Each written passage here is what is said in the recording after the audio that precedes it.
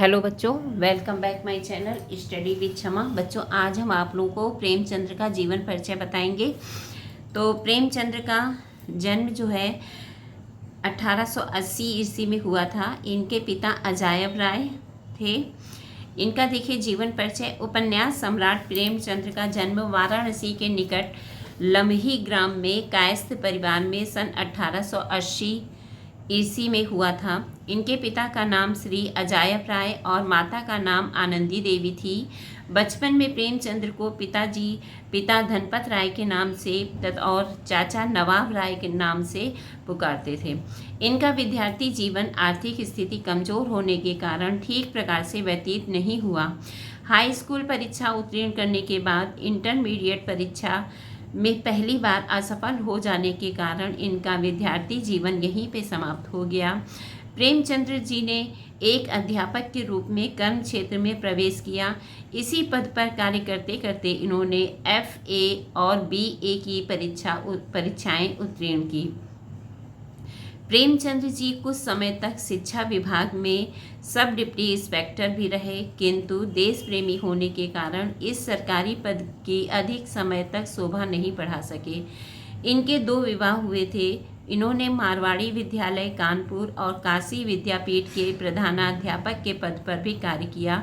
यहाँ से त्यागपत्र देकर स्वतंत्र रूप से साहित्य लेखन में प्रवेश किया। इन्होंने मर्यादा, माधुरी, जागरण, हंस आदि पत्रिकाओं का संपादन किया। 8 अक्टूबर 1936 ईस्वी को प्रेमचंद्र जी का निधन हो गया। साहित्यिक परिचय। प्रेमचंद्र जी ने प्रारंभ में उर्दू में लिखना शुरू किया। उर्दू में प्रेमचंद्र जी नवाब राय नाम से कहानियाँ और उपन्यास लिखा करते थे। इनके द्वारा रचित कुछ राजनैतिक कहानियाँ जो उर्दू में थी धनपत राय के नाम से भी प्रकाशित हुई। उर्दू की एक कृति सोजे वतन तो इतनी चर्चित हुई कि अंग्रेज सरकार ने उसे जब्त कर लिया।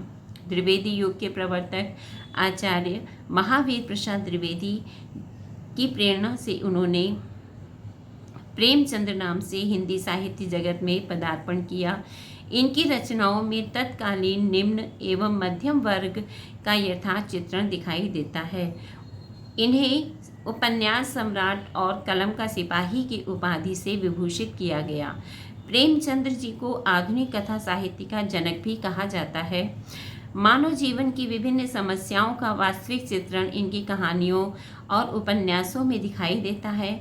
इन समस्याओं में विधवा विवाह, पर्दा प्रथा, भ्रष्टाचार, रिश्वत, दहेज प्रथा, किसानों की समस्याएं आदि प्रमुख हैं।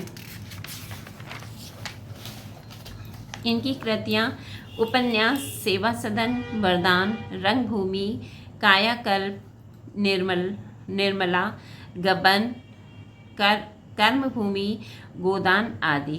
कहानी संग्रह में सप्त सुमन, सप्त सरोज, नवनिधि, प्रेम तीर्थ, प्रेम सदन, प्रेम पचीसी, प्रेम पूर्णिमा, मान सरोवर आदि हैं। नाटक में संग्राम, करबला, प्रेम की वेदी, रूठी